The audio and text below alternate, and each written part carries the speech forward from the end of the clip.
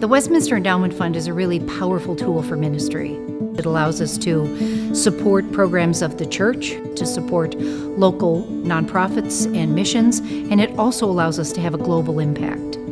It might be an orphanage in Mexico. It might be a clinic in Honduras. It might be helping something right here in Westchester. Funding from the Westminster Endowment Fund made a huge impact in our organization. The grant allowed us to purchase computers, computer tables, wardrobes for the families to store their clothes. It's pretty amazing that a church even has an endowment fund, and it's very encouraging to organizations like Good Works to know that a church organization has those kind of resources to apply in this community.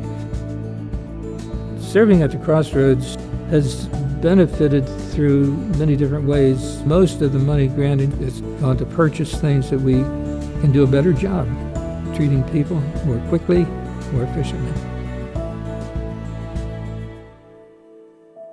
So when my husband and I sat down and talked about what we wanted to do for the 2017 annual giving campaign, we made a decision on what our pledge would be to that. But we also wanted to support the endowment fund because we know that they benefit very different areas of the church. The endowment fund is not to keep the church in existence.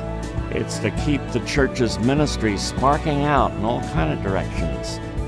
I've been part of a few different grants that could be directly out of the generosity of someone who might not be alive anymore. I think that's a really cool picture of what the church is. At Westminster, we have this amazing resource, and in making a gift to the endowment, I think people can take great satisfaction in knowing that their gifts will have a lasting impact in the work of this church. I think there are actually three ways the congregation can get involved in the work of the fund. The first one is, of course, to pray for the success of the fund, and we depend upon that. Secondly, members of the church can bring forward applications, either on behalf of local church programs or not-for-profit organizations or international missions with which they are personally involved.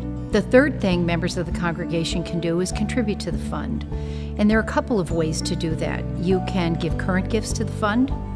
You can also give through your estate, and we're certainly happy to work with donors on any of those possibilities. They're good people. They take it seriously. I could certainly recommend donations to the endowment fund to build the principal up. That's where the key is. The more they can build that fund, the more they are going to have money to grant deserving people.